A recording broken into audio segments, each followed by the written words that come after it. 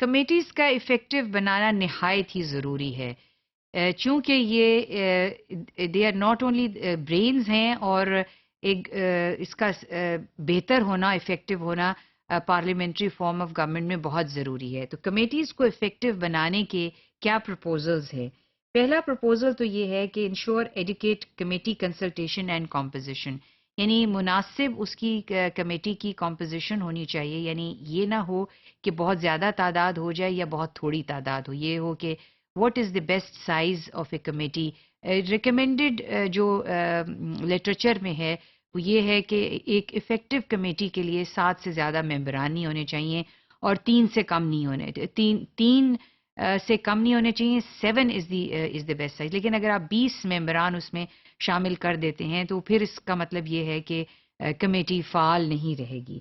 So elect committee chairmen through vote of all committee members, so there is no discrimination based on political party۔ یہ نہ ہو کہ جی یہ اس political party کے لوگ اس میں زیادہ آ گئے ہیں، تو سب کی ایکول ریپرزنٹیشن ہونی چاہیے، کیونکہ جو کمیٹیز بنائی جاتی ہیں ان کا مقصد ہی یہ ہے کہ پارٹی افیلیشن کی بنیاد پہ نہیں، ان کا مقصد ہے کہ گورنمنٹ کو افیکٹو بنایا جائے اور لیجسلیٹرز اوور سائٹ جو ہے وہ منسٹریز اور ڈویژنز پر رہے۔ سو یہ بہت ضروری ہے اس کے لیے۔ چیئرمینز جو ہیں وہ ان کی الیکٹ کریں ہو پوزیس ریلیونٹ نالج، یعنی اس کمیٹی میں یہ نہیں کہ کوئی سینئر ہے تو اس لیے اس کو ممبر بنا دیا جائے، یا کسی خاص پولیٹیکل پارٹی سے ہے۔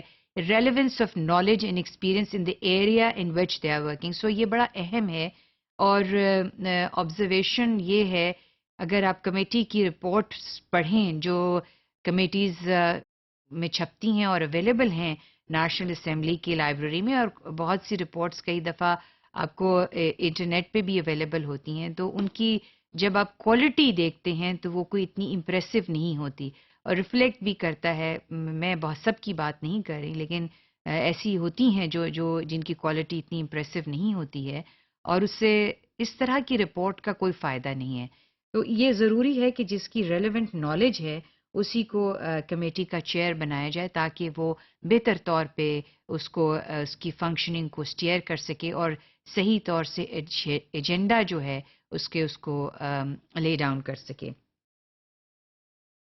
اس کے علاوہ avoid delays in constituting committees, they must be constituted during the first session of the National Assembly, یعنی جب پرائم منسٹر الیکٹ ہوتا ہے، فرسٹ سیشن میٹ کرتا ہے، یہ کمیٹیز اسی وقت بنا دینی چاہیے۔ عام طور پہ یہ بڑا اس میں ٹائم لگتا ہے اور کافی وقت گزر جاتا ہے، لوگوں کی دلچسپی بھی کم ہو جاتی ہے، تو یہ بڑا اہم ہے کہ آپ پہلے ہی سیشن میں کمیٹیز بنا دیں، کمیٹیز کانسٹیٹیوٹ کر دیں، تاکہ پہلے دن سے لوگوں کو پتہ چل جائے کہ یہ ان کی ذمہ داری ہے اور یہ کام انہوں نے پہلے دن سے ہی شروع کرنا ہے۔ اور چونکہ ان کی میعاد اتنی ہی ہوتی ہے جتنی اسمبلی کی ہوتی ہے، تو وہ 5 سال تک صحیح طور سے کام کر سکیں اور کنٹریبیوٹ کر سکیں پارلیمنٹ کو افیکٹو بنانے میں۔ Organise committees based on the following good practices, جو انٹرنیشنل پریکٹسز ہیں۔ Careful attention should be given to induction process to have range of skills, expertise and experience، یعنی ڈائیورسٹی آف ایکسپیرینس اور skills ہونے چاہیے۔ Of course chair person جو ہے اس کی relevant knowledge ہونی چاہیے، لیکن ڈائیورس ایکسپیرینس جو ہے وہ ہونا چاہیے، اور انٹلیکٹ بھی بہت ضروری ہے۔ یہ بہت سا کام ایسا ہے جو پڑھنے لکھنے کا کام ہے، صرف تجربے کی بنیاد پر آپ کمیٹی کو فعال نہیں بنا سکتے۔ You require lot of reading to understand کہ دوسرے ممالک میں پارلیمنٹس کس طرح سے کام کرتی ہیں، یا اور اس میں کافی ریسرچ جو ہے انوالوڈ ہوتی ہے۔ ڈیولپڈ کنٹریز کا ایکسپیرینس یہ ہے کہ جو لیجسلیٹرز ہوتے ہیں ان کے ساتھ ان کو ایک ریسرچ یونٹس بھی پرووائڈ کیے جاتے ہیں جس میں ریسرچ ایسوسیٹس ہوتے ہیں، تو لہٰذا ان کو فعال بنانے کا یہی طریقہ ہے کہ آپ ان کو پراپر طور پہ انڈکٹ کریں اور ڈائیورس ہوں اور فیسیلیٹیٹ کریں۔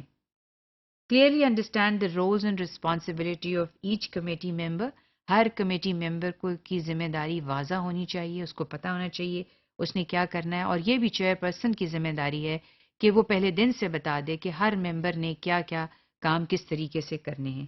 Establish well defined challenges and reasonable task, committees کو شروع میں ہی بتا دینے چاہیے کہ انہیں کیا کام کرنے ہیں، اور کس طرح سے جو منسٹریز ڈویژن کو جس کو وہ جو جو ذمہ داری ان کی ہے کس طرح سے وہ اس کو بہتر طور پہ اس کو کر سکتے ہیں. تو ٹاسکس کلیئر ہونے چاہیے ہر ممبر کے جو ہے.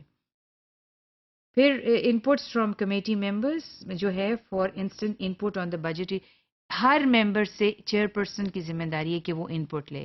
یہ نہ ہو کہ کچھ ممبران خاموش بیٹھے ہیں اور پورے 5 سالوں میں انہوں نے نہ کچھ وربلی کمیونیکیٹ انپٹ دیا ہے اور نہ ہی کچھ لکھ کے دیا ہے. تو یہ بڑا ضروری ہے اور اس کے لیے ضروری جتنا دلچسپی لی جائے گی اتنی ہی زیادہ کمیٹی جو ہے وہ افیکٹو ہوگی. Encourage feedback from members on budget proposals that public money is spent. یہ خاص طور پہ پبلک اکاؤنٹس کمیٹی کے لیے ہے کہ جو پبلک اکاؤنٹس کمیٹی کے ممبران ہیں ان کے لیے ضروری ہے اور چیئر پرسن ہیں ان کے لیے ضروری ہے کہ ممبران سے پرپوزل لیں کہ آپ بجٹنگ کو کیسے بہتر کر سکتے ہیں اور کس طرح سے پبلک منی جو ہے اس کو کیسے صحیح اس کا استعمال جو ہے وہ کیا میکنزمز ڈیولپ کیے جائیں یا امپروو کیے جائیں کہ جو بجٹری ایکسپینڈیچرز جس طرح سے ہوتے ہیں ان کو بہتر بنایا جائے تاکہ ڈیلیز ان پروجیکٹس نہ ہوں, منی ریلیزز ٹائملی ہوں. مطلب یہ ساری سجیشنز جو ہیں وہ ممبران کی طرف سے آنی چاہیے. Build knowledge of committee members related to budgetary process, کیونکہ یہ بڑا اہم ہے بجٹری پروسیس, تو ان کی نالج بلڈ کرنی چاہیے. پبلک اکاؤنٹس کمیٹی میں ممبرز ایسے بھی ہوتے ہیں جن کی نالج ہوتی ہے اور ایسے بھی ہیں جن کی نالج نہیں ہوتی, تو ان کو اپرچونٹی دینی چاہیے کہ وہ نالج بلڈ کریں ان ممبران کی جو پبلک اکاؤنٹس کمیٹی کے ہیں. Encourage input from committee members and allow them to express their views freely based on the good practices. یہ فری ڈسکشن ہونی چاہیے اس چیز میں اور بڑی ریشنل اور ریزنیبل گفتگو ہونی چاہیے اور انکریج کرنا چاہیے کہ ہر ممبر جو ہے وہ ان پٹ دے اپنی کمیٹی میں اور اپنے ویوز کا اظہار, رائے کا اظہار جو ہے وہ فریلی اور کانفیڈنٹلی کرے. Think tank, media and civil society جو ہے اس کو انوالو کرنا چاہیے بہتر بنانے کی, ان کے ساتھ ڈسکشن ہونی چاہیے. ضروری نہیں کہ آپ ہر چیز ایکسیپٹ کریں لیکن ان کا ویو پوائنٹ جو ہے ضرور شامل کرنا چاہیے. Circulate reports of the committee for comments, بہت ضروری ہے کیونکہ صرف رپورٹ چھاپ دینا ہی کام نہیں ہے لیکن اس پہ دوسرے لوگوں کی ویوز لینا بھی بہت اہم ہے. پبلش اینول کمیٹی رپورٹ کو شائع ہونا چاہیے, پاسٹ پریکٹسز سامنے آئیں لوگوں کے اور جو اس سے لیسنز ملے ہیں وہ بھی لوگوں کی نظر میں آنے چاہیے اور ان سے باقی جو لوگ ہیں مستفید ہونے چاہیے. ڈیولپ ٹیم ورک, اس چیز کی بہت کمی ہے ٹیم ورک کی, کوآرڈینیٹو ورک کی. اس ٹیم ورک کو کمیٹی سسٹم میں بہت اچھی طرح سے رائج ہونا چاہیے.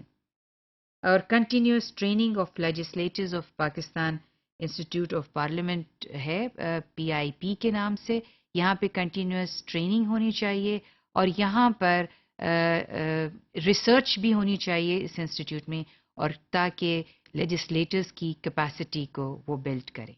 یہ آپ دیکھیے ایک نیشنل اسمبلی کی پکچر ہے, اس میں آپ 2-3 چیزیں آبزرو کر سکتے ہیں, کم از کم ایک تو ڈیفینیٹلی کر سکتے ہیں جو ہے attendance of the parliamentarians, attendance of the public representative. یہ اگر اس کو آپ ہر ایک سیٹ کو بھی اگر دیکھنا شروع کریں تو آپ کو 2-2, 3-3 سیٹیں اس میں خالی نظر آئیں گی, وچ ڈیفینیٹلی شوز کہ attendance is normally very thin. اس میں تو شاید کچھ تھوڑا سا زیادہ نظر آ رہا ہے لیکن عام طور پہ اٹینڈنس جو ہے وہ لو ہوتی ہے.